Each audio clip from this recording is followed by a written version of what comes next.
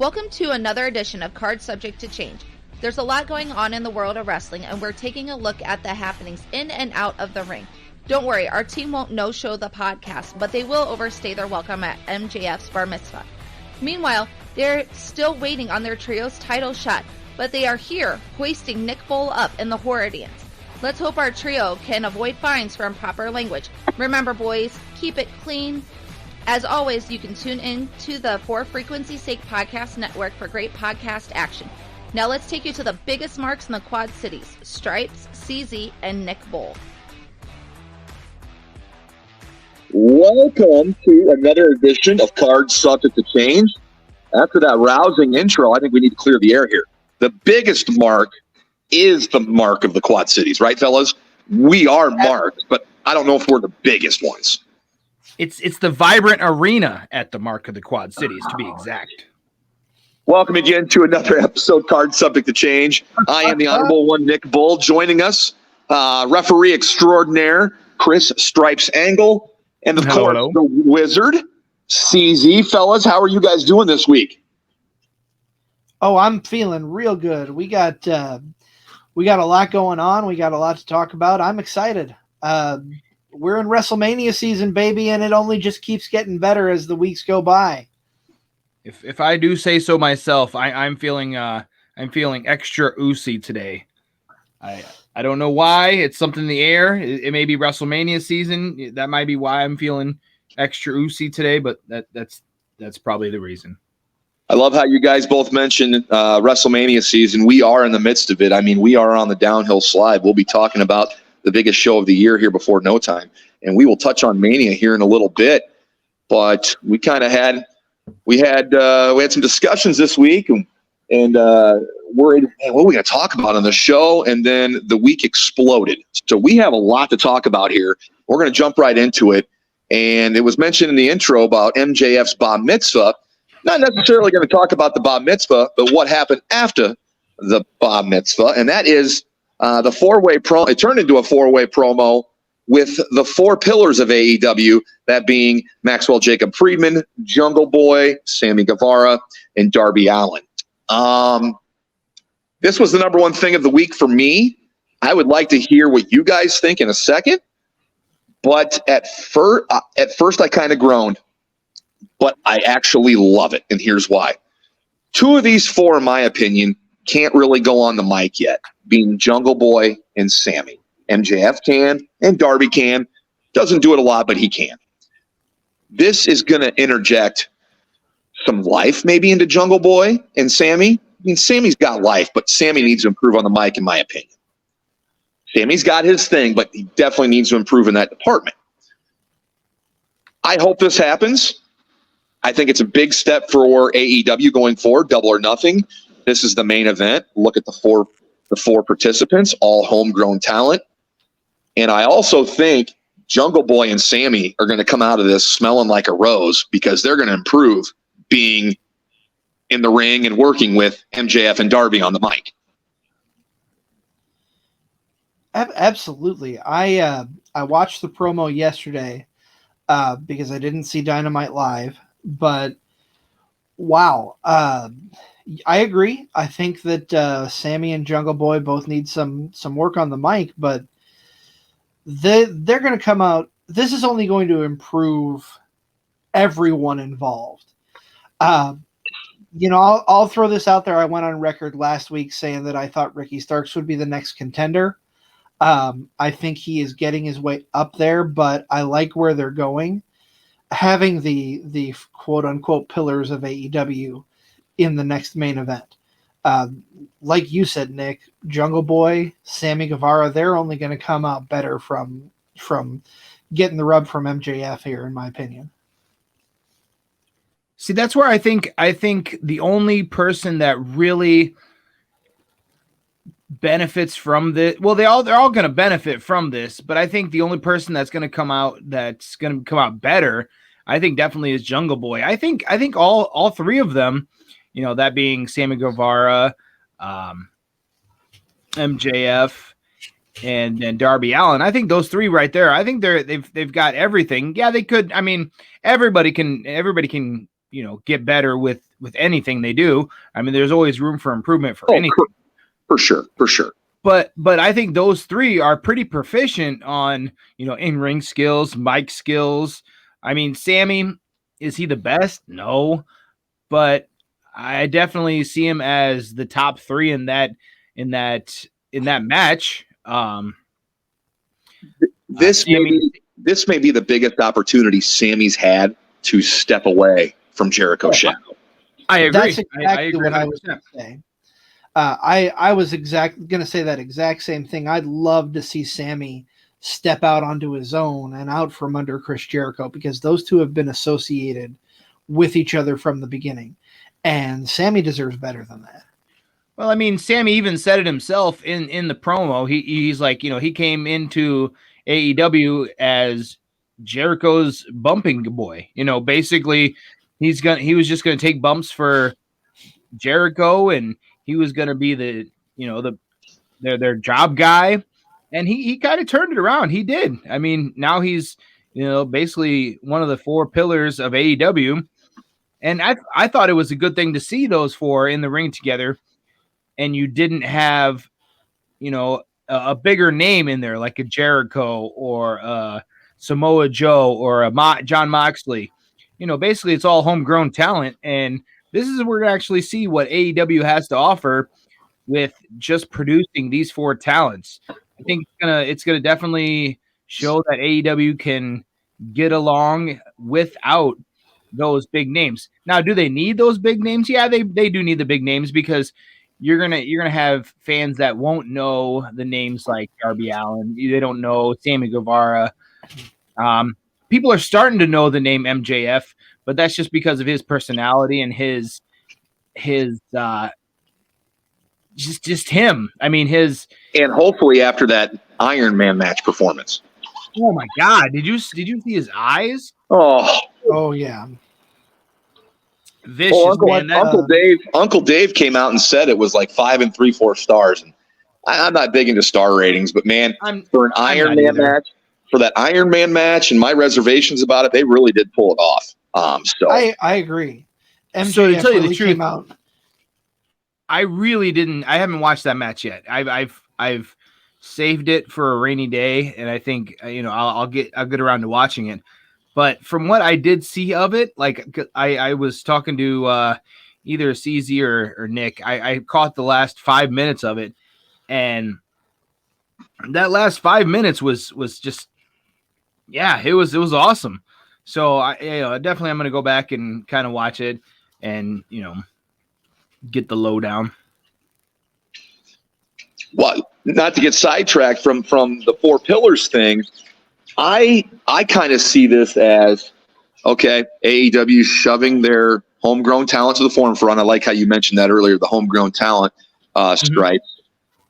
It also gives them time to figure out who the next in line is going to be, right? So right now it's March, Double or Nothing's Memorial Day weekend, man. We have well over 2 months to figure out after this match, is it going to be one of these three that are involved with the champion? Is it going to be somebody else? It gives them plenty of ample time to figure out who's next.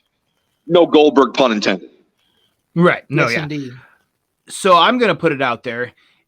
If the great bidding war of 2024 with MJF happens and say MJF ends up taking the WWE, or I said WWF, didn't I? The WWE deal. If he ends up taking that deal, in my opinion, maybe we see a Darby run. Maybe we see,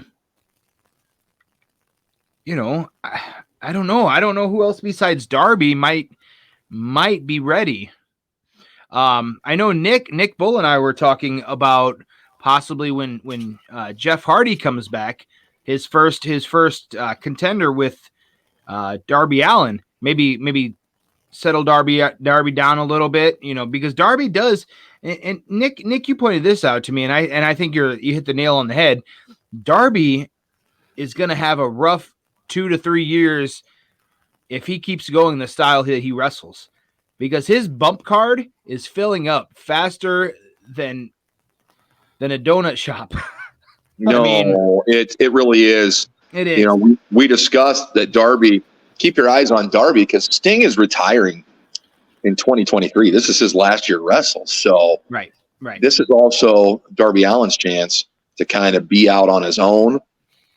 No Sting, but man, that would be great fantasy booking though. That after Sting's out of the picture, you've got Jeff Hardy coming back. And Yeah. at first it's a feud, but then I'd love to see them work together and then, form a bond.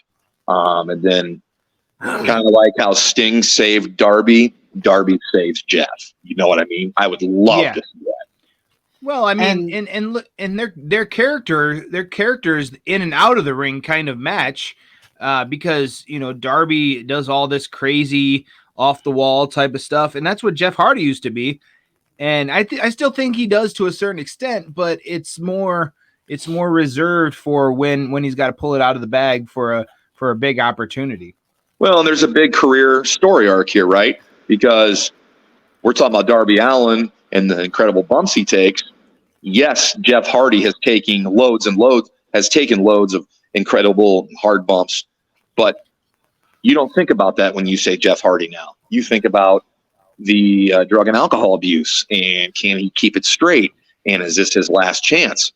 So you're kind of hoping he can break those stereotypes,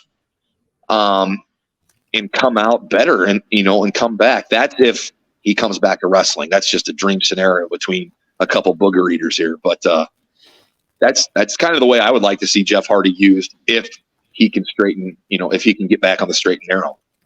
And I hope he can. Throwback to one of our early episodes was just you and me, Nick, when we did our Mount Rushmore. The only reason that I felt the Hardys didn't deserve to be on the Mount Rushmore was because of Jeff's substance abuse issues. And that's nothing against Jeff. I love him as a wrestler, as a character. He's brilliant, but how many last chances can a guy have? Well, you hope he has one more. I do. I would I hope he so. has one more. But at that point, when do you say enough is enough? I agree. I hope he has one more chance. I'd love to see him get clean. I'd love to see him come back and even stronger than before. But for me, if he does, this will be the last time that I can get on board the Jeff Hardy train. Yeah, I unfortunately, I would have to say the same thing. I mean, because like you said, when is enough?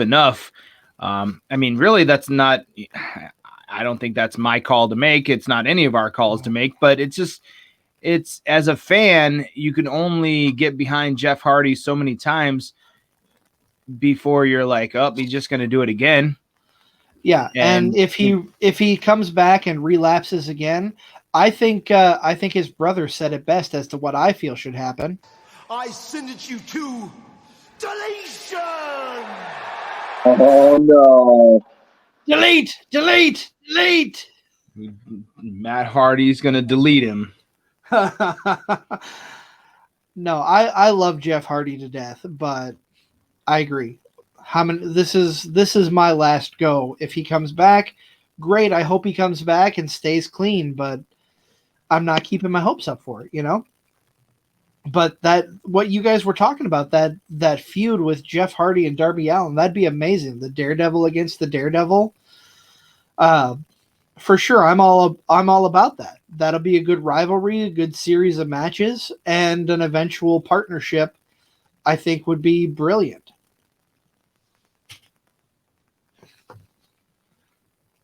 Agreed. I want to see Jeff Hardy back. If he gets back to wrestling, that'd be the perfect role for him. But that's out of our hands. That's out of probably Tony's hands. And last I heard, Jeff was in and out of recovery. So I don't know if they're waiting to bring him back or if they're just going to keep him, on the shelf until his contract runs out. Yeah. The last report that I saw didn't say much about his rehab and recovery, but it talked about the court case. Mm-hmm. His license has been indefinitely suspended. They have impounded all of his vehicles, but he is still allowed to perform in the ring. That was the judgment passed by the courts last I read. And of course, that's not a good look if you're Tony to throw him right back there right away. And it's not a good thing to do to him. I mean, Jeff shouldn't be back in the ring unless Jeff's mind and body are right. Yes. Bottom The last thing we want. I agree. The last thing we want for Jeff Hardy is another scenario from TNA, the match with him and Sting, where Eric Bischoff had to come out and get in his face because he was just so far gone. Yeah. I totally agree. We're talking about. Oh, go ahead, Nick. No, CZ, you go ahead, buddy. I just, we're talking about AEW and AEW news and wrestlers. I would be remiss if we didn't at least give a brief brush over to Saraya and her big fine. I kind of want to throw Tony Khan under the bus for the fine because it's okay to come out and say shit all the time, flip the crowd off, but it's not okay to say that word that she said. I'm not going to repeat it, but where does the line draw as far as what you can and can't do on TNT television, Tony? I mean, come on. I'll just leave it with this. Everybody's trying to get away with what they can say over there. One guy really pushes the envelope, and now everybody else is trying to find their niche, right? She don't need to say that. Tony needs to come in and put a stop to this. I understand we all agree MJF, that's part of the shtick. That's part of the reason why people come there. They want to get insulted by him or whatever. They want to hear what he's going to say. But I still feel Tony has reined him in a little bit since he's come back. Right. And I think everybody's. I've never known this for Saraya, right? You've never seen this in her before. So why start now? Completely out of character. Correct. Well, and I think the reason why is because maybe she sees the success of MJF to where he's being a little edgy, not even a little edgy, being very edgy and saying off the cuff things. And she's thinking maybe I can say it and I'll get a little bit of buzz on the internet, and my career will rise from there. Maybe she's thinking that, maybe that's just her English in her. Because that word is kind of, that's pretty common over in England. Isn't that where she's from, right? England, or no? Am I wrong? Yeah, she's from England. You're correct. Yeah. Okay, so over there is kind of a little bit of leniency on those kind of words. Those different words have different meanings, in England. You can call a cigarette over in England, and it means something. Right. There's a totally different word. And you can say, yeah. There's just a lot. we can go into that, and we can definitely, go into those words. But it's just like in different countries, there's different meanings for different words, and I maybe think she got her English got ahead of her. I can agree with that. Let's hope so. I felt since we were talking about AEW, I wanted to bring it up because, it is a big topic. It's not as big as what we opened up with and some of the other things we're going to discuss, but you look at that, you look at the people like MJF who are edgy and crossing that line. And then you look at Saraya and she drops this word that we're not going to repeat. And it's like, okay, where do you draw the line? Tony Khan, I don't know that he knows where the line is because you got people like Mox who flip off the crowd all the time. You got people dropping the S word. I don't know that I think the line is very blurred as to who can say what and when, in my opinion. I mean, if you're Tony Khan, do you pull a Vince McMahon and write up a whole list of words you can and cannot say? Or do you just say, hey, be mindful of what you say? I don't want to see AEW go down the road where there's a list of things you cannot say. But at the same time, I want there to be some what she said shouldn't have to be put on a list. No. I don't think the three of us, that would ever cross our mind to say on live TV, right? But then again, like I said, in England, hey, it is common. How long has she been in the States wrestling? No, I agree. I know. Totally agree. I see both sides. My thing with it is, it's just she's never been like that, right? So now I just don't like it. I don't like it. Like, that's not part of the shtick. It's never been part of the shtick for her. Why now? Yeah. I mean, I agree. If she did mean it. Yeah, stay in your lane, stay in your character, and don't say stupid words that you shouldn't say on TV anyway. I mean, are there worse words she could have said that mean the same thing? Absolutely, and we're definitely not going down that road. But keep it within your character and keep it as clean as you can.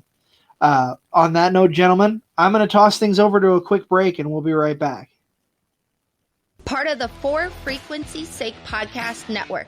You're listening to Card Subject to Change with the fabulous Freebirds of podcasting, Chris Stripes Angle, the Honorable Nick Bull, and the Wizard CZ, bringing you the best podcast wrestling action in the Quad Cities. Thank you for listening, and be sure to check out the forfrequencysake.com for our archives and other great podcasting content.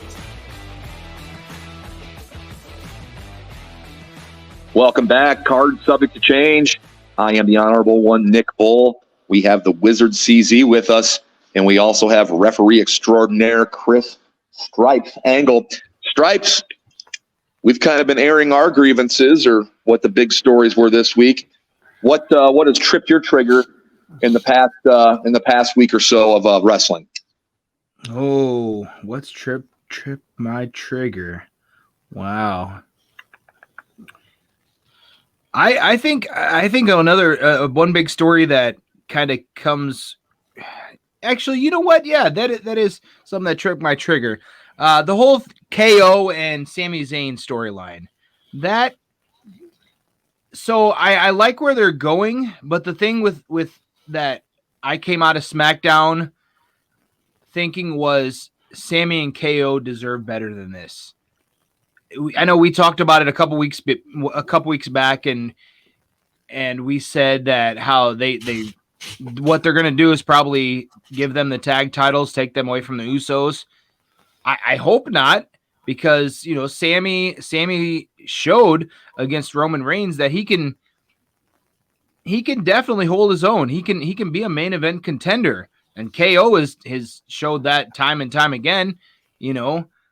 And so I just think that with them entering the tag title scene is lazy booking.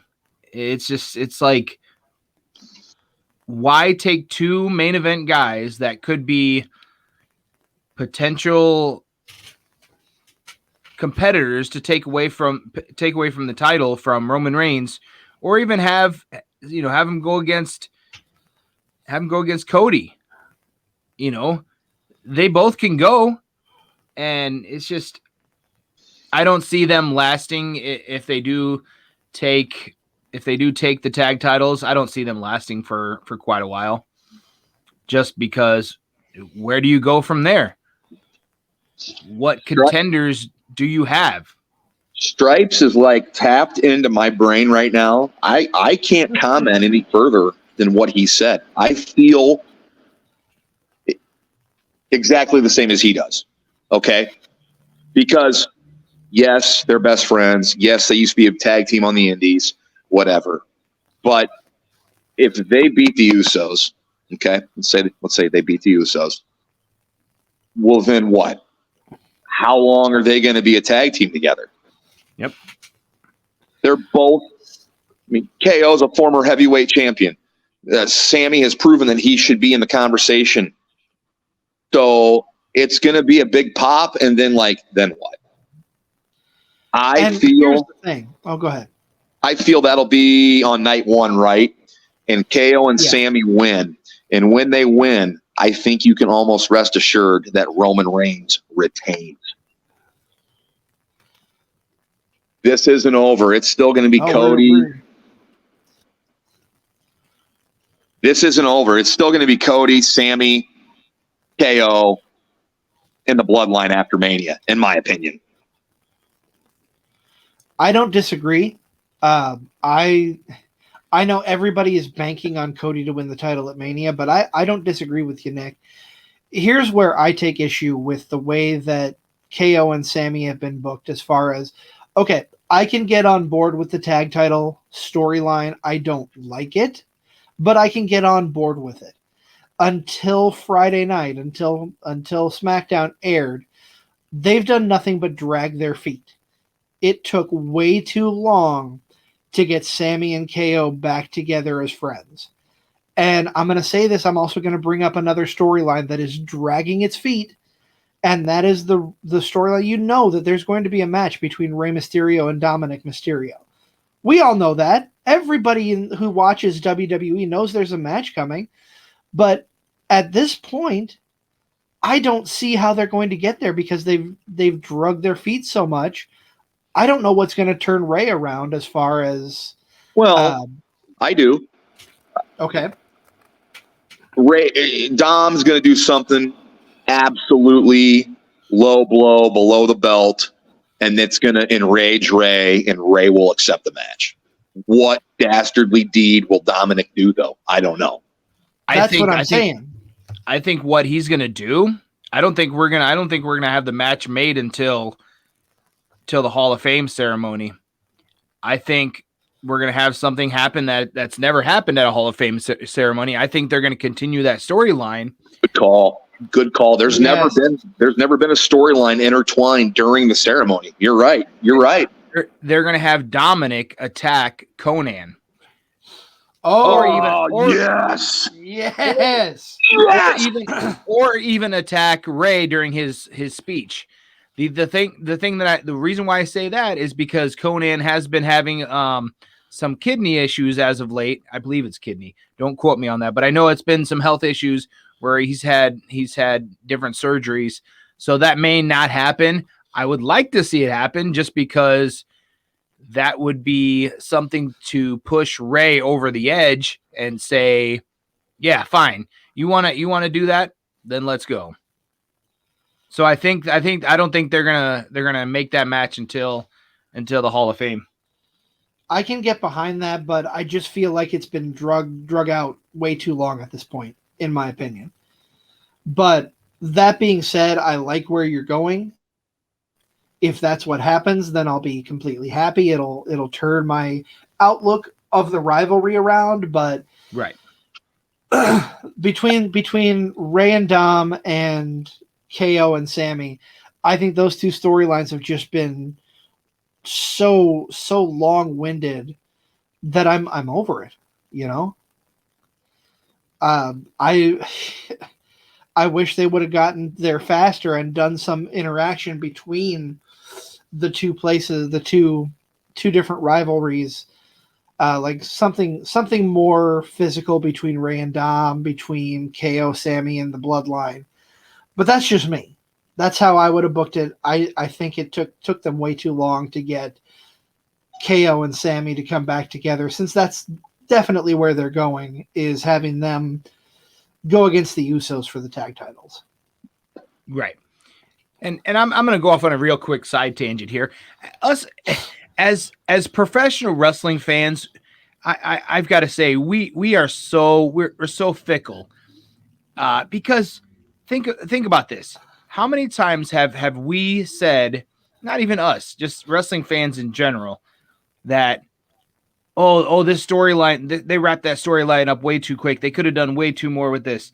And then us as wrestling fans turn around and we're like, they're taking too long. This is too long of a drawn out. I mean, it didn't really bother me how long it was because I knew that's where they were going. I mean, you knew it was going to get there. It was just how long, I guess.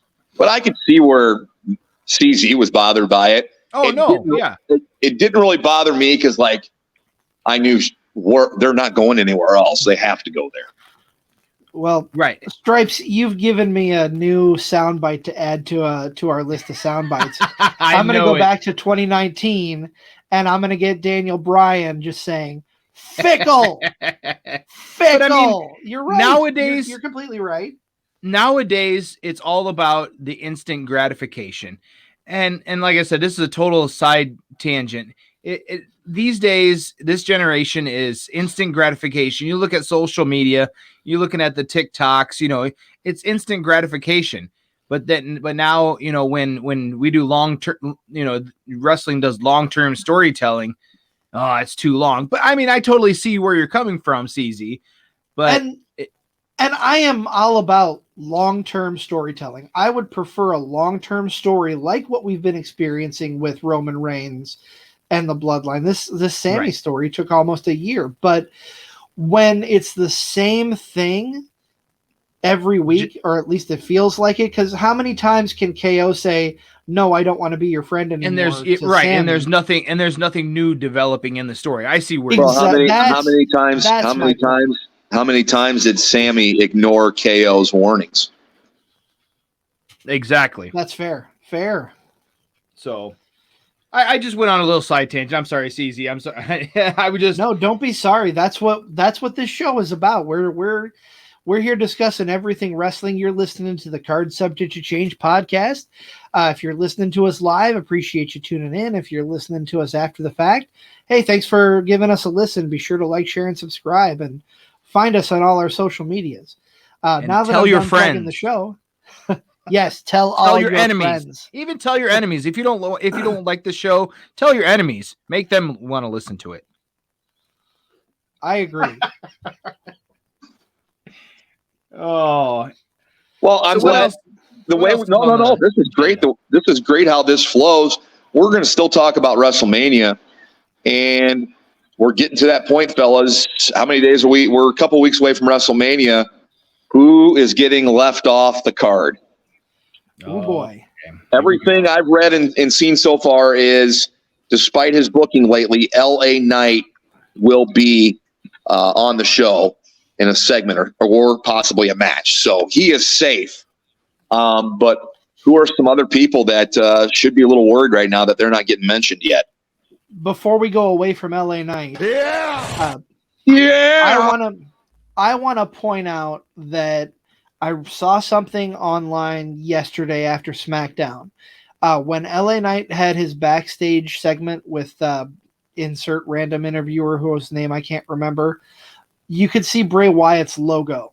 So there is a rumor going around that Bray Wyatt is still going to be on the show. We'll talk about him in depth. I want to get there, but that it might be Bray Wyatt and LA Knight instead of Bray and Bobby Lashley on the show of shows. I just want to throw that out there. I don't know if that's true or not, but looking at the picture that was posted, you can definitely see that moth image in the background with LA Knight. Okay, I got a source that decoded that, and it details where Raw is in 3 weeks. Maybe is that the last Raw before Mania? No, that'd be the Raw after Mania, wouldn't it? That'd be the Raw after Mania, yeah. The Raw after, yeah. There you go. So you're talking about who's going to be left off of WrestleMania and what they're going to do. I was reading an article and I got it pulled up here. There's sources are saying this is actually from Wrestling Inc. They're basically talking that the sale of the WWE, they're heating up. They got the first round of bids in April. there's no guarantee of the sale, but they are saying that Vince is trying to make it the sleekest, strongest WrestleMania they can by basically cutting corners. They're trying to make it kind of cheaper, just to show investors a bigger return. So they want to show basically the more dollar signs, and it does make sense. I mean, because if they show investors that, hey, this is super profitable, they're gonna have more people that are going to be interested in the company, and the bidders are going to basically hike up the bidding war. Okay. Yeah, I can see that. We want to talk about names that are going to be off of WrestleMania. Let's rip the Band-Aid off and go back to what I was talking. Let's talk about Bray Wyatt. Rumor is he's still going to be on the show, but that's kind of up in the air with what happened over this last week. Nick, if I'm not mistaken, you and I were talking about this. He no-showed Madison Square Garden show. Yeah, no-showed MSG, which is a no-no, right? And then we don't know. They're saying physical injury. Most people are believing it's a creative thing that the Bray Wyatt he walked the Bray out. Wyatt. Yep, the Bray Wyatt creative experience isn't working. So maybe they sent him home. I don't know. It's just odd. You want to talk about? We just had this discussion about the bloodline and long burning storylines. This is the reverse. This had like so much gusto into it, and since his return, it's really been nothing really. Correct. And that's where I think they lost a lot. They had it going up until he came back. I think where they lost a lot of the steam was the Mountain Dew Pitch Black match, in my opinion, just because it was billed as this huge kind of mysterious, weird thing, and then it kind of was like, ugh. It was very lackluster. I mean, it was, I don't know. It was just what it was, I guess. Well, they were going to have another match similar to that. They were going to have another like sponsored match, and I think it was going to be with Lashley and Mania. It's going to be the cinnamon toast crunch match. Yes. Have you seen the Cinnamon Toast Crunch? They've got luchadors jumping into a ring, and they're little Cinnamon Toast Crunch guys. So maybe it's going to be Cinnamon Toast Crunch. Hey, that made him $1 million. I don't think they're too upset with the Mountain Dew match. I think they're upset with maybe Bray and his slow storytelling and the fact that really we just know these mysterious characters. We've seen a couple matches. Like, there really hasn't been a big payoff yet, correct? Correct. Right. The other thing to add to that is I read yesterday or Friday that a writer in WWE who is close to Bray Wyatt is no longer with the company. They let one of the primary writers of the Firefly Funhouse segments is no longer with WWE.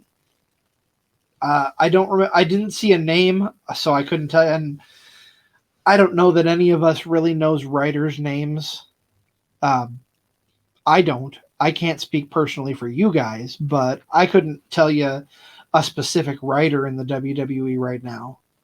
But yeah, I think that only adds to what's going on behind the scenes with Bray. I do know that Freddie Prinze Jr. was a writer at one point. I remember that.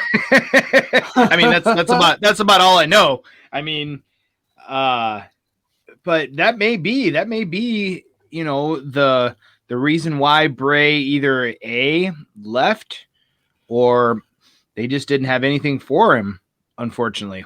I mean, hopefully it's I hope, but I don't hope that he's injured, if you feel what I'm saying, just because I don't want to see another Sasha and what's her name? It's so bad. Naomi. Help me out. Naomi, Naomi. thank you. I don't want to see a Sasha and Naomi incident to where they're just like, we're disappointed by Bray Wyatt's actions, and we don't. You're naughty, Bray Wyatt. I don't want to see that. I don't want to see, Michael Cole come out and chastise Bray Wyatt for walking out. Stripes. Yes. If you ever meet Bray Wyatt, I want you to walk up to him with your camera recording and say, "You are naughty, Bray Wyatt. You are a naughty, naughty boy, Bray Wyatt. You are a bad Wyndham Rotunda. You bad." Shame Get on a rolled up newspaper, smack him in the nose with it. Oh Oh, my. goodness. That's a surefire way to get your butt whooped. It's, Triple H had said that he wanted less matches on the card, which means, that's a less opportunity for people to get on. Yeah. There is they announced, and there has been one team qualify for the women's fatal 4-way tag match. They're saying there's a men's one that will be happening as well. So Pre-show. that probably, Pre-show. they do have 2 nights. They do have 2 nights to fill. So, when my son saw that, we were watching SmackDown. He goes, "Yep, that's going to be on the pre-show." I'm like, you are correct. I hope not. I hope not. I hope they. I don't know. I hope not either. But I'm really interested to see how they stack the show too, because it's kind of been For sure. leaked out there that Rhea and Charlotte is closing night 1. that makes sense. And I got to tell you, you mentioned Rhea and Charlotte. Nick, I know you and I discussed off air. I have a big problem with the build of both women's title matches up until SmackDown when Rhea and Charlotte actually finally got into it. I don't think there has been any kind of build for either one of those matches for me to give a shit about them. Other than SmackDown this last week. Okay. So we've also got Asuka and Bianca on the other side. There's been a little bit of buildup for that, but you are correct. I mean, really, there hasn't been a whole heck of a lot between Charlotte and Rhea. I think that's primarily because you have the whole Judgment Day angle going on in Raw. And, I think that we are going to see for the first time in probably history or quite a while that we're going to see, a female leader of a faction. I think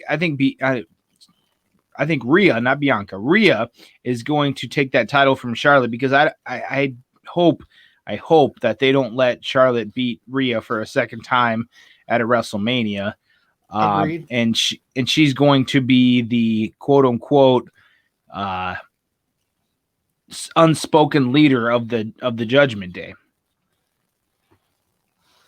I would honestly like to see both women's titles change hands. Bianca Belair has really grown on me as a talent. She is fantastic in the ring, but we've had almost 2 years of her holding the title at various times for lengthy times. And this character of Asuka, this version of Asuka, I think, deserves to have the run she should have had when she first got called up to the main roster.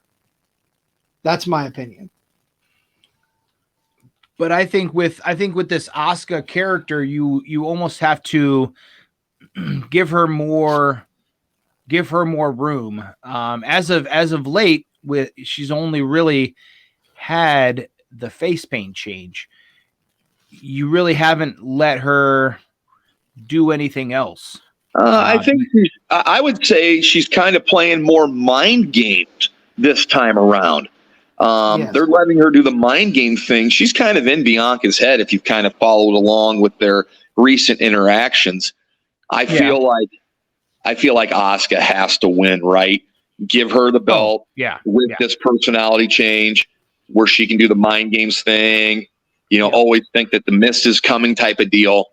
I think it's her time to shine, and I hope that's the way they go. I hope I hope Asuka and Rhea are walking out of there as their respective women's champs. I I agree. agree. We've gotten a little off what you had wanted to talk about, Nick, and that's people being left off of WrestleMania. Let me bring a name up that's had a lot of on-air time on Raw, who's, as far as I can tell, isn't going to have a match at WrestleMania, and that's Bronson Reed. Yeah. So the problem I have with Bronson Reed is he's very impressive. He's awesome.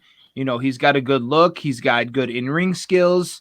He can cut a promo, but the crowd is not getting behind him. And I think that's what creative is having a problem with. But I think that's also kind of their fault because they're not giving him anything for the crowd to get behind. I mean, That's very true. He gets in there, he dominates, and he looks good doing it, but the crowd doesn't give two shits. No, that's very true. It's sad because he is a tremendous competitor. They've got to give him something, right? What do you give him? That's the $10 million question. What do you give him? There's plenty of people he could go against. He has to do something for people to care. He's going to have to come in and destroy somebody. Who do people care about? That's a good question. That's right now. I mean, the biggest person that people care about is Sammy, but people care about Johnny Gargano, right? Yeah.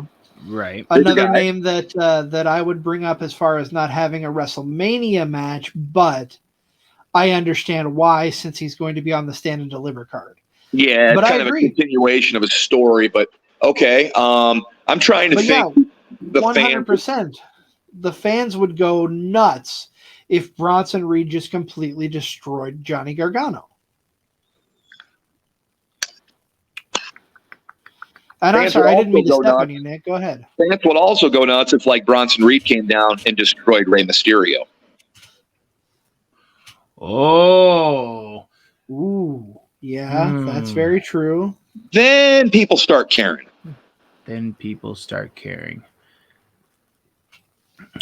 Jeez.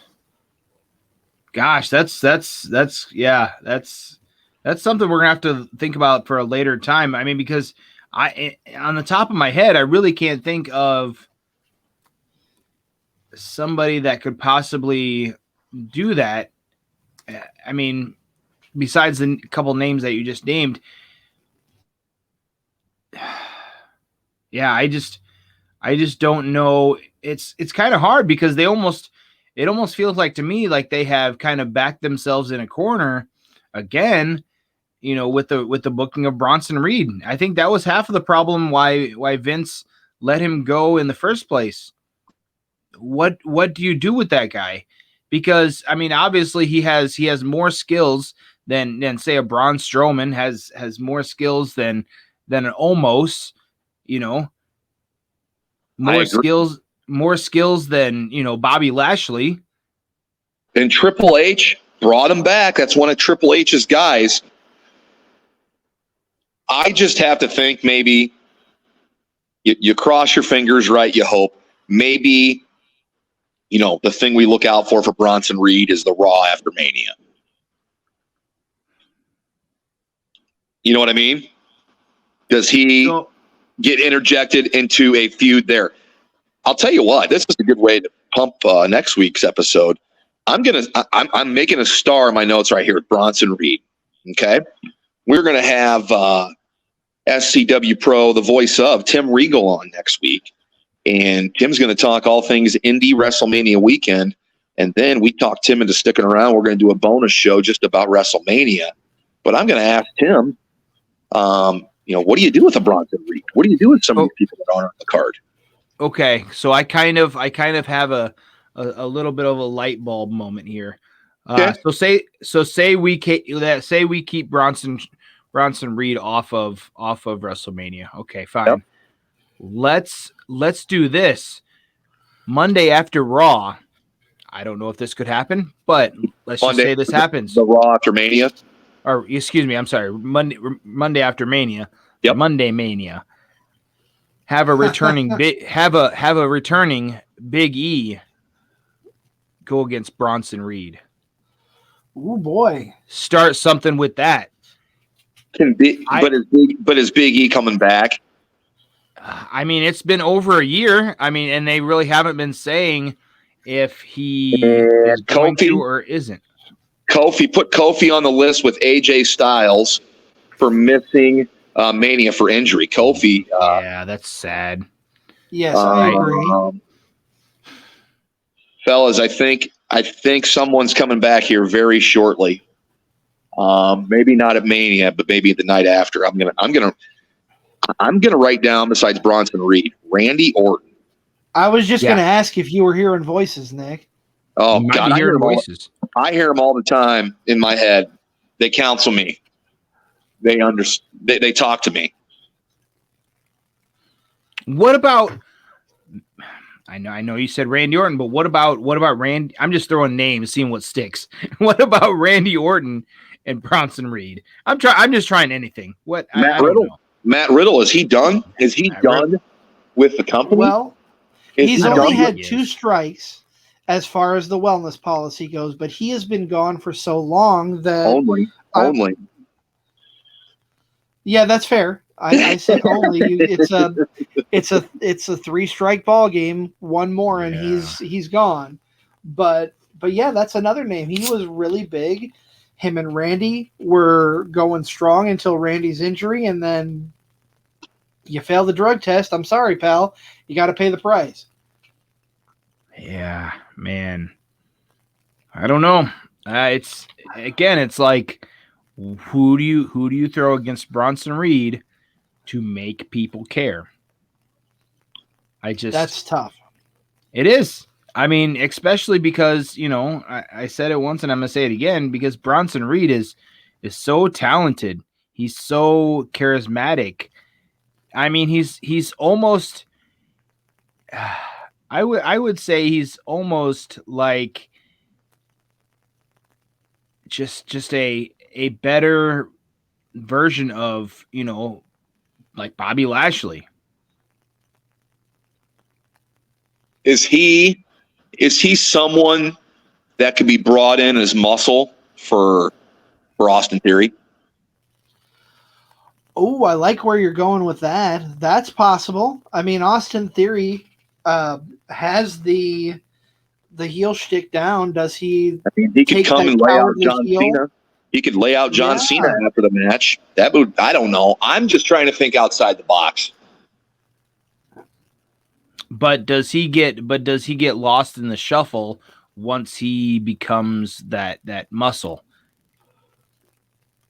That's what we need to worry about. You see what I'm saying? Yeah. So I guess we're kind of stuck between a rock and a hard place. The one guy, you really are. The one guy that kind of reminds me of the same situation in AEW. Oh man, come on. Wardlow? Are you thinking of Wardlow stripes? I am thinking of oh man, help me out. Let's see. My brain is talk amongst yourselves. Are you AEW big guy and it's not Wardlow? Hobbs? Nope, definitely not Hobbs. It's a former WWE guy. His face is right in my face. A big guy? Yeah. WWE guy? Yep. And 8. Oh man, here we go. This is gonna bother me. Oh, it's gonna kill me too. Tell you what, let's do this. I'll give you a little time to think, Stripes. Let's toss to another quick break, and then we'll come back and we'll see if you remember who you're doing. Card Subject to Change is looking for dedicated sponsors. If you or your business would like to join the Card Subject to Change podcast, hit us up at our official podcast email, cstcpodcast2022@gmail.com. Hey, this is Johnny Wisdom. You're listening to Card Subject to Change with Stripes, the Wizard, and the Honorable One. Those are stupid names. Thank you, Johnny Wisdom. I don't think our names are stupid, but that's your opinion. If you want to catch Johnny Wisdom, he's in our archives. We had him on the show a few weeks back. But Stripes, I gave you a little time here. Did that help jog your memory at all? Did you remember right as soon as we went to break, I found it, and the biggest light bulb just went in my head. I'm like, oh, that's it. Keith Lee. Ooh. That is who he reminds me of. Keith Lee. Is he still around? Yes, they've got him on AEW, and they put a freaking cape on him. I know. And he's got his hair, and he's got his hair silver. He's got his hair silver. Why? That's another guy that it's like he's so big, so massive, has charisma, and what can you do with him? He was brilliant in NXT. He got called up to the main roster, and then I think AEW has bearcatted him. Am I wrong? They did. I got you there. I got you. And that's the thing. Bronson was unbelievable in NXT, and now that they brought him up, yeah, nobody cares. And here's the thing: we can't blame Vince on that. Everybody else, Keith Lee falling flat, we can blame Vince on that. Yeah, but he's not in charge of creative now. Bronson, right? Do you know who Bronson the last? Being one of, go ahead. No, go ahead, CZ.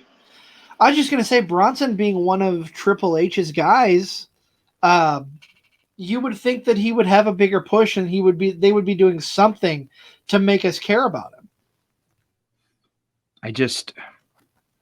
I'm doing all I can to rack my brain and think what could they do to get the crowd behind him, whether it be a massive face turn, whether it be fellas. We're talking about Bronson Reed. This is the last guy to have a win over Okada. He beat Okada in the G1 in one of the matchups in the block. Huh? Yeah. And here he is wasted away on Raw. And here he is. Like, I love seeing a talented big guy work. How? I don't know. It baffles me that because creative has nothing, that he just sits there. I mean, yeah. Find more creative people, I guess. He's a big dude who can wrestle. Yeah, I mean, you got to compare him to the likes of Bam Bam Bigelow. Big dude who can wrestle, who can work and do stuff that no big man has any right to be able to do. One-man gang. Vader. Yes. The list goes on. I mean, I was just watching a video of Vader this morning with Stan Hansen where he gets his eyeball punched out of his socket. Oh, yeah. I showed my wife, and she was immediately disgusted. She was like, oh, turn it off. Turn it off. I'm like, just, yeah. I mean, do you maybe go that route and just turn him into this huge guy that just destroys everybody in like 10 seconds flat? Yeah, but that doesn't necessarily work either. Especially with how they presented it now. Maybe he's the next challenger for Omos. No. See, here's my problem with that. My problem with that is you put someone in with Omos, and it's gonna, and I think it's gonna show with Bobby Lashley at WrestleMania. You put anybody in the ring with Omos, and it just turns into a shit show. You mean Brock Lesnar? No, that's the opposite. Oh, wait. Am I wrong? Wait a minute. Brock Lesnar and Omos. That's what. Okay, yes. That's Mania. You're correct. That may be an exception, actually. You know what? Scratch everything I just said like past couple minutes. Because Brock Lesnar might be the person to bring out a decent match against Omos. Maybe. Speaking of all that match needs, all they want for that match is either the Brock Lesnar image of giving Omos an F5 or the image of Omos like choke slamming Lesnar. They want those images to, as that's the images they're looking for in that match. They don't care what kind of match they get. I think they just want those two images, and they're going to be happy. Yeah, I agree with that. Going back to talking about Bronson Reed, Chris, I was looking through the comments that are coming in on Facebook. I got to give credit to your wife here. I was just going to mention this. What if Bronson Reed retires Brock Lesnar? That would put him over. Wow. Oh my gosh. Yeah. Yeah. You know what? I did not think about that. Wow. Bronson Reed and Brock Lesnar. That, my friends, I think we have the answer. I would also like to see maybe Bronson Reed in that Money in the Bank match. Oh, yeah. That would be huge. Yeah. Have him win it. Have him win it. But I mean, think about that. Have him win it. In my world, I'm having Gunther win it. Okay, I can see that. But I mean, put those two together. Gunther and Bronson Reed. Put those two together. I know. Yeah. Yeah, but think about that though. Like the person that retired The Undertaker gets retired by Bronson Reed. I think that could work. He would be so over at that point. But I think it's going to be. I think it's going to be Omos. I think this is the last we see Lesnar for a while. Do you think that's what they're going to do with Omos? Yes. Oh. Yeah, I can see that. I could see that too. Do you think we're going to have another repeat of a ring breaking or at least being destroyed somehow? I don't know. I don't know if we'll see that. Maybe something to that effect. Listen, I don't think it's going to be as bad as we are leading it on to be. Lesnar's going to bring out the best in Omos, I think. I can agree with that. And as far as seeing the ring collapse, I'm going to say no. And here's why. Omos and Lesnar would have to close out one of the two nights for that to happen, in my opinion. Because I don't know how long it would take them to put the ring back together, but that would be a long segment without any wrestling. Unless they do like they did with when Kid Rock was there and they give him a 20-minute rock concert in the middle of WrestleMania with somebody. Is there some kind of musical attraction at this WrestleMania? I haven't heard. That hasn't been announced. You could also has been. You could also throw your theatric match in there too if you made any of these matches theatrical, but I don't think there's going to be any. But you're right. I don't either. Destroying a ring at Mania would have to be the last match of either night or close to it. But I mean, it's going to be cool to see Brock Lesnar get thrown around like a little kid. And then it's going to be cool to see Brock Lesnar throw around this giant, and it's going to be a sight to behold. And that's what WrestleMania is all about, right? Yeah. Oh, yeah. Most definitely. Yeah, absolutely. It's definitely going to be a WrestleMania moment. Oh, for sure. And that's whether we like it or not. I think that's going to be a WrestleMania moment. They're going to create something magical. We will all be pleasantly surprised with that match. I think we'll all agree with that afterwards. Yeah. I do. I think we'll all get on here and talk about WrestleMania, and I think we'll all say, you know what? It wasn't as bad as we all thought it was going to be. That is very true. WrestleMania coming up, I kind of want to transition into the Hall of Fame a little bit. We've got 2 inductees already announced.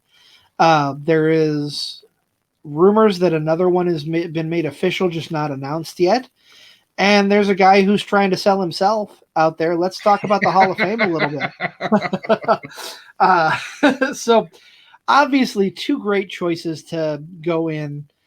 We've got Rey Mysterio and the Great Muta already announced. Couldn't agree more with either one of those. As far as Rey goes, I know all 3 of us have talked about this off air. This has to be Rey's swan song. I have a feeling he's going to put over Dom and retire after. Yep, I agree. And I said this earlier, not in this episode, but I said this earlier. I think that I mean, it's going to be a little late to maybe book this, but what about a hair versus mask match? Ooh, that would be interesting. Maybe draw it out. Maybe draw it out till a SummerSlam. Maybe. I could see that. I could see that if they draw it out to SummerSlam. Hey, would it be for the custody of Dom's hair? It would be. It would be. Yep. It would be the custody for Eddie Guerrero's hair. Yes. Oh, that popped me. Thanks, Nick. I'm going to be thinking about that for the rest of the day. But I mean, the graphic would be great. Then there's got to be like a ghost of Eddie watching, looking on in the graphic. Absolutely. That'd be fantastic.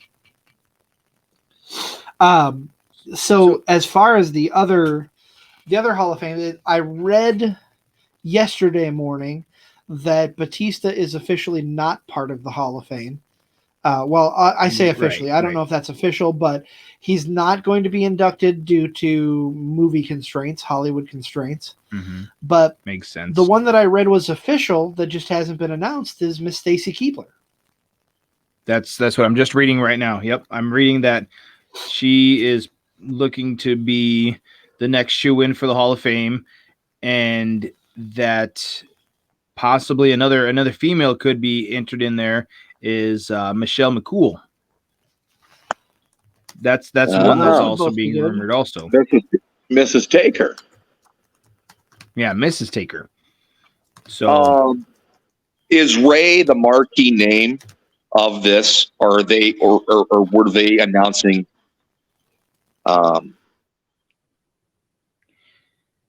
I think Rey is your marquee name. Okay, no, I'm not saying Rey's not a big name. I'm just saying, is he the big name of this class? I think so. I think so because I think that's going to be the final inductee speech, and I think that's where you'll have the Dom interference, and that's how they'll end the show. Yeah, I can see that for sure. I can definitely agree with that. So rumor has it there's going to be 5 Hall of Fame inductees this year. One of them has to be he's booking himself in there. Mr. Booger Sugar himself, Virgil, posted on Twitter that he is inducting himself. He is inducting himself in the Hall of Fame. Has that ever been done before? How much would his booking fee go up if Virgil went into the Hall of Fame? Instead of swindling someone for a $40 picture, he could get $80 for a picture. He could. Hey, I'm Hall of Famer Virgil. $80, I'll take your picture. What? Oh man. $80 and I will take your picture. You won't get my picture. I'll take a picture of you. Exactly. You can pretend that he's in it. Wow. Did I hear meat sauce is going to WrestleMania? That's the rumor. He put himself over. Good old meat sauce. Oh my gosh. I'm telling you, I love if you read these posts of his. I gotta go carry Ted like I did all those years ago. Nick is tickled pink. So would this make him a 3-time Hall of Famer? Now hear me out, because you got to credit him being in the Hall of Fame with Ted DiBiase. You've got to credit him being in the Hall of Fame with the NWO. So this is his 3rd time in, right? at least in his head. Man. Oh man. I cannot wait to meet him. I want to go meet him and get my picture with him. Yeah, and then You got the $80 to do it? How much? Yeah. 80. Since he's going in the Hall of Fame, his How much prices is went it? up. How much is it for autos? Ooh. Oh, that's an extra a good 80. question. Oh, Yeah, that's an gee. extra 80. Meat sauce goes to Mania.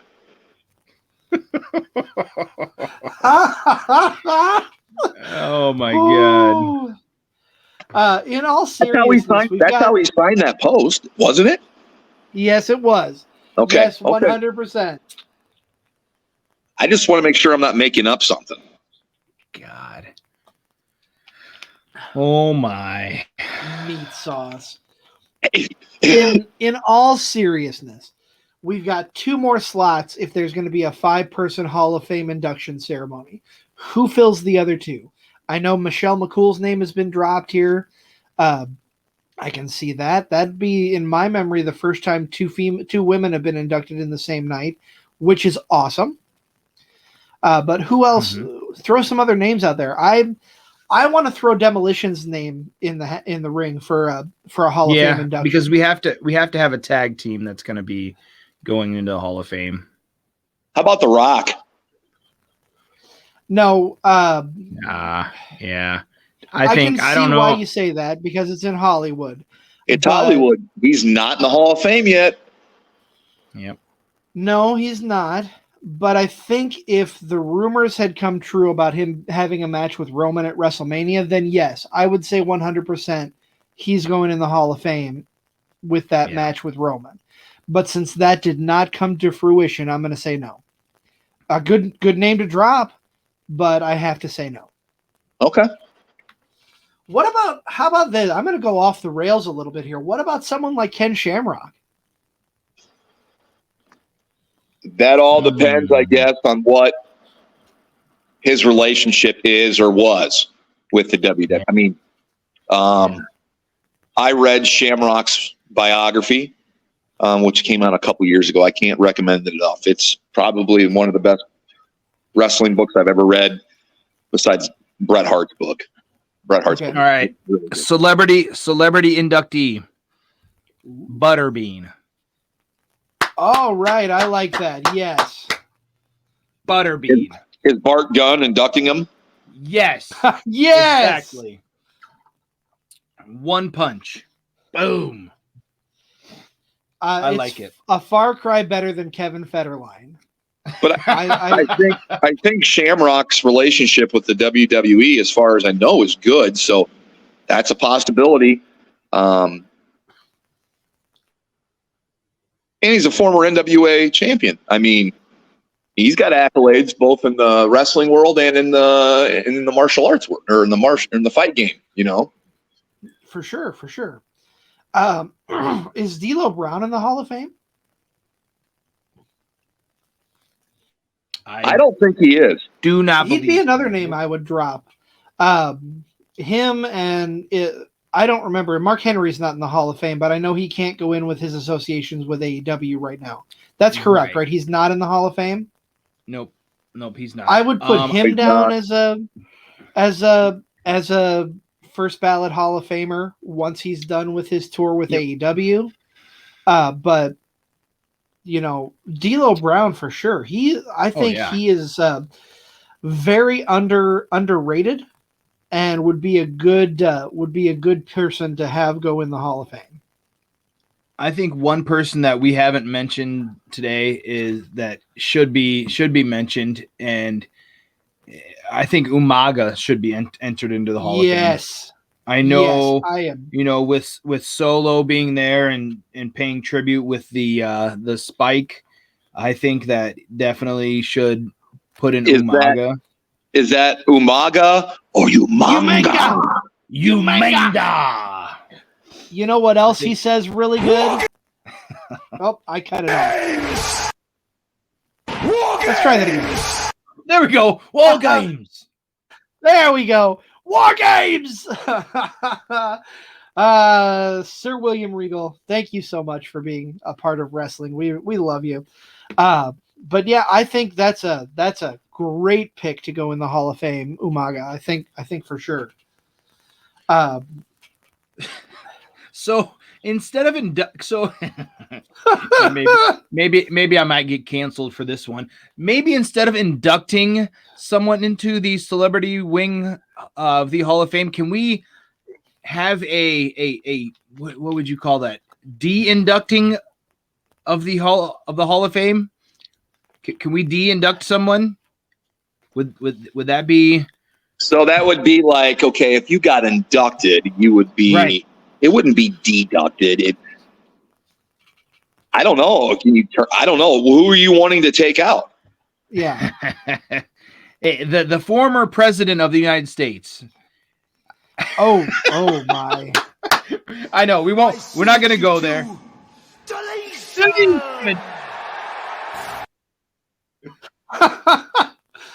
Oh my. Yeah, we're not getting political on this show. We won't get political. Wow. I know. I went there. I went there. I dropped it. I'm sorry. Oh my. I don't know who that soundbite was more appropriate for, you or who you want to de-induct.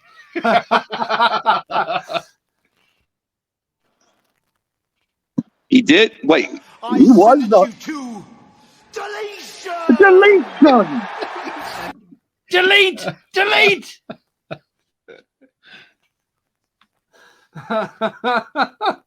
I'm sorry, Nick. I didn't mean to cut you off by deleting. Oh no.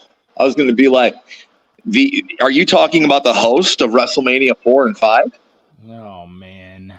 Yes, I am. Yeah. That's who I thought you were. I was just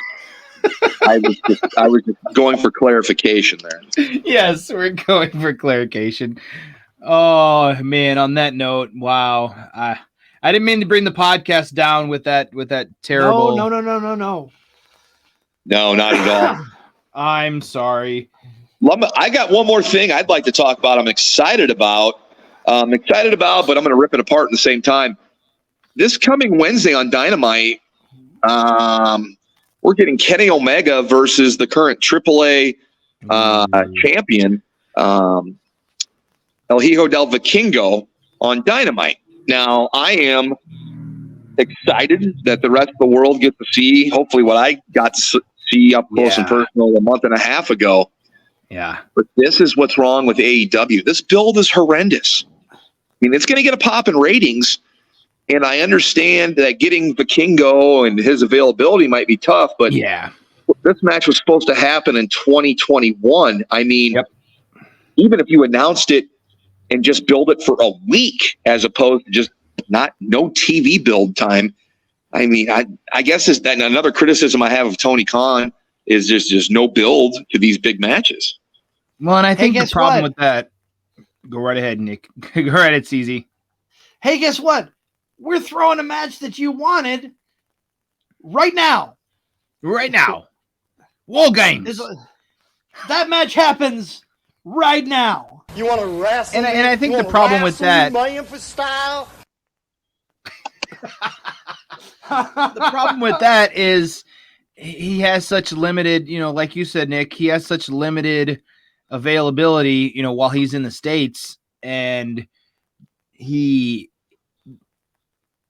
I originally had thought that he was under a contract where he couldn't be broadcasted over like television or like pay-per-view. That may have changed as the time went. That was as long at the time when he first started, it had whatever show it was on had to be behind a paywall. That was the AAA agreement. Now I think it's good that AAA now has a working relationship with AEW again. This is probably a goodwill gesture. They'll probably get Kenny Omega back down there for a match at some point. But I'm excited for this. After getting to meet this guy a month and a half ago in LaSalle, Illinois, and now he's going to be on Dynamite fighting Kenny Omega. I mean, it's going to be exciting, fellas. I haven't said this in a long time, but I'm looking forward to Dynamite. Do we see something lead up to Forbidden Door with maybe AAA and New Japan? God, that'd be pretty cool. It would be. It would be. It would be very interesting. And yeah, that's right. They announced Forbidden Door again this summer, but this time it's going to be in Toronto. So I'm looking forward to that as well. So I'm really looking forward to Dynamite. It's going to be fun. I'm looking forward to that match. CZ, what have you been watching? Any matches you've watched this week? Match of the week for you? Stripes? Yeah, match of the week. Match of the week for me. I've definitely got one. Match of the week for me. I'm going to go back to 2020 NXT. I watched the whole show because I love NXT. I love this era of NXT, but gotta throw out the War Games match between the Undisputed Era and Pat McAfee, Oney Lorcan, Danny Burch, and Pete Dunne. Great match. If you have time, if you like, I'm a big War Games mark, as you guys well know. But that's one of the matches that I watched this week. That is the top of my list as far as what I want to tout. So I say take some time, go back and watch a fantastic match. And, just to give you a little background for me, I love Pat McAfee. I love him on commentary. He's brilliant. But in this time, I could not stand him. He's definitely grown on me as both he has some skills in the ring. He's definitely got some skills on the mic. I guess I'll go next. Yeah, absolutely. I went back a little old school. WrestleMania 10, which had quite possibly one of the best opening matches in WrestleMania history. You have Bret Hart versus Owen Hart. Oh, beautiful. You go back and Dave Meltzer, rated at 4 3/4 star rating. That's when, the star ratings were a little more simpler. You couldn't get over 5 without, being in Japan now. And excuse me. And it just, I think that match just goes to show you, technical match, great storytelling. It's just, man, go back and watch that match and just, it's a much simpler time to when wrestling was, we're going to put out this story and we're going to settle it in the ring. You know what I mean? Like, and it kind of is overshadowed, excuse me, by, I think, Shawn and Razor's ladder match for WrestleMania 10. Well, that kind of overshadowed everything at that WrestleMania. Oh, honestly. exactly. Because, that was the one of the first times they seen a ladder match on, TV or in any kind of pay-per-view. Well, then you also had Bret winning the title at the end of the night, which overshadowed it as well. Right. Exactly. So And that's a really good match to go back and watch. It's a beautiful match to go back and watch. It really is. And widely considered the greatest opener in WrestleMania history. I'm going a different route from you guys. We were talking about Hijo del Vikingo. If you guys want to do a little homework and see what you're in for on Wednesday night, I'm recommending the match from about 4 months ago. It was at AAA's Triple Mania 30. It's Vikingo versus Ray Phoenix in the main event. Really cool entrances. And it was their WrestleMania. This was their WrestleMania main event. About a 33-minute match. Thought I'd recommend somebody a lot of people have seen before, in Ray Phoenix on AEW and in Ring of Honor. And then you'll be seeing, of course, Vikingo against Omega. And it's free. It's on YouTube. You can find this on YouTube. Okay. AAA, Yes. Triple Mania 30 from 4 months ago. Vikingo versus Phoenix for the AAA belt. It's Lucha Libre on steroids, man. It is fast and fun, and it's kind of a appetizer for Wednesday night, I think. And I can't wait to see Omega style against the Lucha Libre style. Yeah, I agree. I think Yeah, absolutely. Kenny Omega's style is definitely one of its own, one of a kind, and he can pretty much go with whatever style he's put up against, and that's what makes Kenny Omega. It's just he's been to Japan, he's been to Mexico, he's been all over the world, and it goes to show you that guy is he's a once in a generational wrestler, I think. Can you imagine some of the matchups if Kenny Omega were to come to WWE? Oh man, Kenny versus Roman, Kenny versus Randy Orton. Yep. Oh man. I don't think it's going to happen. endless. I'd be surprised, but yeah. Kenny versus LA Knight. Yeah. Yeah. Yeah. Kenny, here we go. You ready for this? Oh, no. Kenny Omega, Seth Rollins. Oh, yes. Man, that'd be fun. That'd be a That lot would of Would fun. be. Wild freaking match. Yes, it would.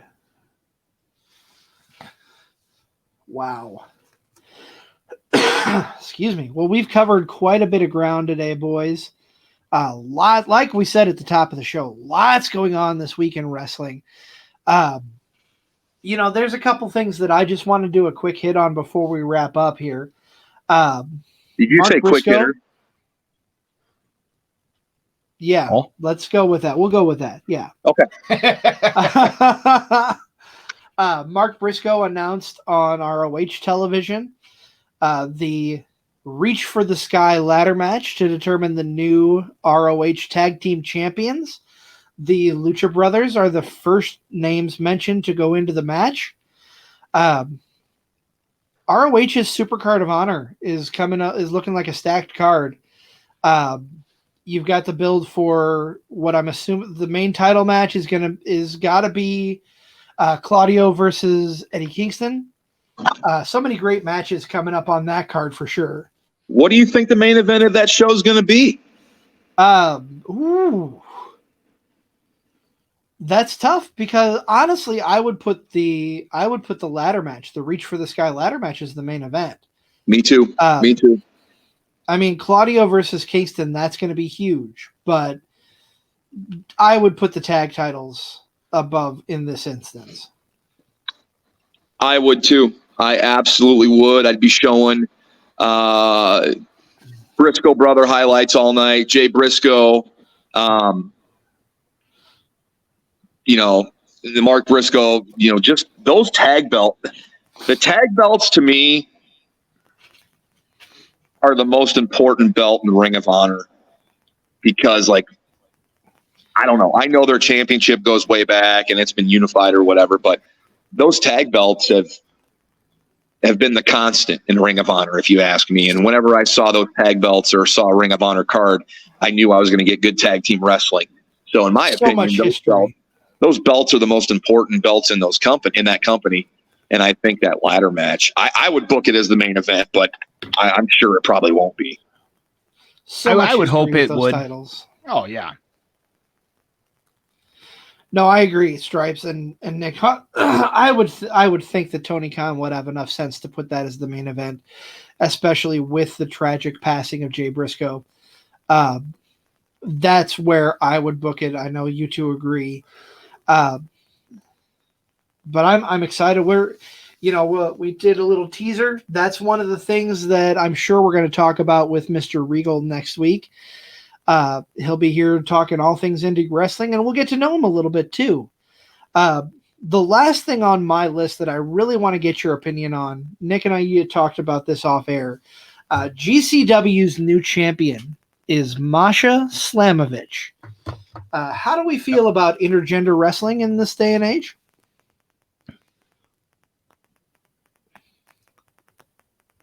You want me to go? Go right ahead, Nick. I am not for it. I don't like it in the sense I'm suspending disbelief enough. And unless it's like a China beating like a Rey Mysterio situation, you know what I mean? Or you've got, I just can't, I can't buy into it. I know GCW is completely different. I'm just not a fan of the intergender matches and like the violence against the women. That's kind of where I stand on it. I can definitely see where you're going with that. The thing with professional wrestling, I think where we're at is the suspension of disbelief. You know, it's supposed to be it's an art form. That's violence against women. But this art, you learn the art, you learn different move sets, you can have different moves. I kind of look at it to amateur wrestling. I mean, you have women, sometimes, they're interlinked with the men's amateur wrestling. You have some women on the teams, and there's some teams, there's some, schools around the United States that are actually having all female amateur wrestling teams. I look at it, kind of in that way. And I hope you don't mind me speaking for all of us, but we are not knocking the women's wrestlers who do hold championships around the country and around the world. I know New South has a female champion as their as their main title holder. That is one of the places that I visited on my travels down to Florida. They're based in Alabama. But I don't want to disparage any of the female wrestlers for their talents. But yeah, I lean towards Nick on this one. I don't. We're raised not to be violent towards women, and it seems like that's what this is. Like Nick said, a suspension of disbelief. How much can I suspend my disbelief to see? Sure, the woman is winning the titles, but what happens when she loses? She's going to get her butt kicked. I see it. I see what you mean. It's an art form. Stripes. Let me make this caveat. I don't like it when it's man against woman and there's light tubes and there's all that stuff. Okay? Yes. I don't like that. I know there was an intergender match. I don't know if it can be found on YouTube or not. I know that from this past summer, it was Josh Alexander and Ruby Soho. They had a match, and that was like a wrestling match. I'm fine with that. I don't like the light tubes, the excessive violence through plate glass and doors when it's man against woman. Right.